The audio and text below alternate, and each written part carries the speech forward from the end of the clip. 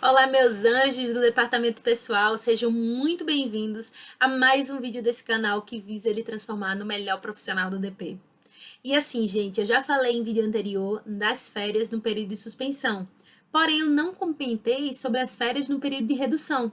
E esse vídeo, meu objetivo é esse, falar como fica o avo de férias no período em que o funcionário está reduzido de acordo com a Lei 14.020. Então, roda aí a vinheta.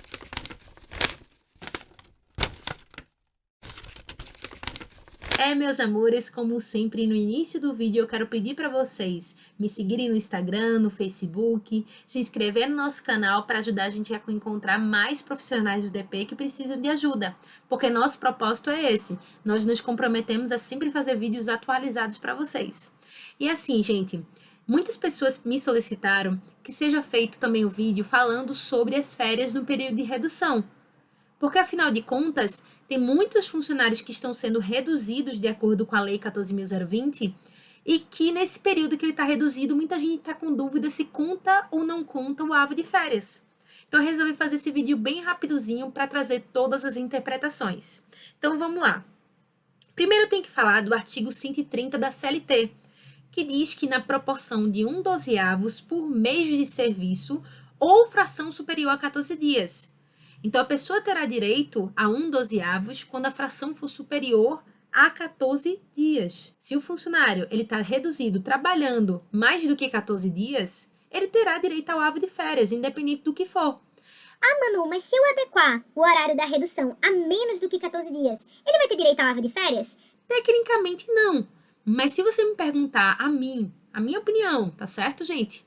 Eu acho o seguinte, eu acho que mesmo quando o funcionário adequa a carga horária a menos do que 14 dias, ainda assim você deve contar o avo de férias no período de redução. Porque eu acho que é mais conservador, é o meu estilo.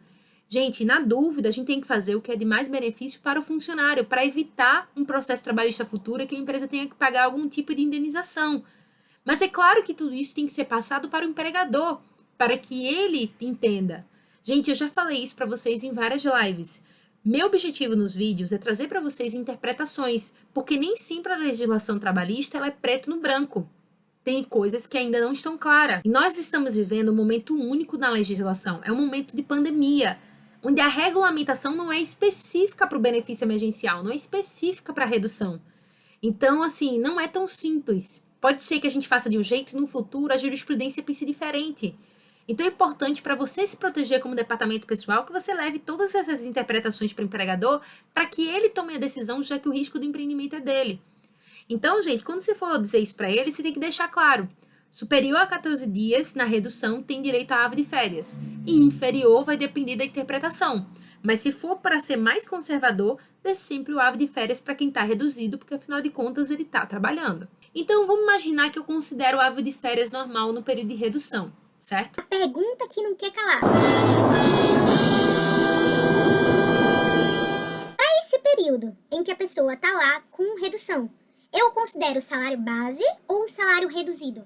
Isso aí é um ponto muito importante, gente. Se você deve considerar o salário base ou o salário reduzido nesse período em que ela está em redução. E sabe, gente, aí vem duas interpretações. Tem gente que acredita que nesse período que ele está reduzido, a base para o avo de férias vai ser o salário base. Tem gente que acredita que vai ser o salário reduzido, que vai diminuir a média do período aquisitivo naquele período. Na minha opinião, Manu, eu acredito que deva ser o salário base, que é o mais conservador, é o que dá mais benefício para o funcionário e, no final da conta, não dá uma diferença tão grande muitas vezes. Assim, eu sei que é complicado por causa do fluxo de caixa do empresário, gente, mas cá entre nós, não é fácil sair tirando direito do empregado, não, porque pode gerar problema futuro. E eu já vi várias interpretações de auditores deixando muito claro que, no período de redução, utiliza-se o salário base para contar avo de férias e não o salário reduzido. Até porque não faz sentido quando você faz a média do período aquisitivo. Ah, outro ponto interessante que o pessoal fala bastante é em relação à remuneração variável. Algumas pessoas acreditam que, como a pandemia não é um problema específico do empregador ou do empregado, o empregado não pode sair sem benefício disso, né? Sem nenhum problema. O que ele tem que fazer? No período da suspensão, muitas pessoas acreditam que, além de colocar o salário base para contar como média, eu deveria colocar uma remuneração variável. Por exemplo, se o funcionário, antes da suspensão e redução, sempre ganhava R$ 400 de remuneração variável, muita gente acredita que no período que ele está reduzido, a gente deveria colocar esse valor também, entendeu? Então, muita gente acredita que a gente deveria botar esses R$ 400 no período de redução para que o funcionário não ficasse prejudicado. Mas, na minha opinião, gente, colocar o salário base é suficiente. Mas eu entendo plenamente quem quiser colocar a remuneração variável também no período de redução. Agora, sim, não tem nenhum embasamento, não tem nenhum regulamento para isso. Você só está fazendo isso por a maior benefício do funcionário, tá certo? Então, para resumir a história, se eu tenho um acordo de férias sobre redução, eu tenho que analisar a quantidade de dias que ele está trabalhando para saber se ele vai ter direito à ave de férias na redução. Na minha opinião, sempre tem direito à ave de férias na redução. Beleza. Aí, quando eu for calcular, eu tenho que saber se eu vou querer calcular sobre o salário base, sobre o salário reduzido, ou sobre o salário base mais reduzido, mais remuneração variável. Mano, que remuneração variável é essa? Aquela que ela costumava receber antes da pandemia. Acrescentar nesses períodos para aumentar a média do período aquisitivo de férias no final. Entendeu, meus amores?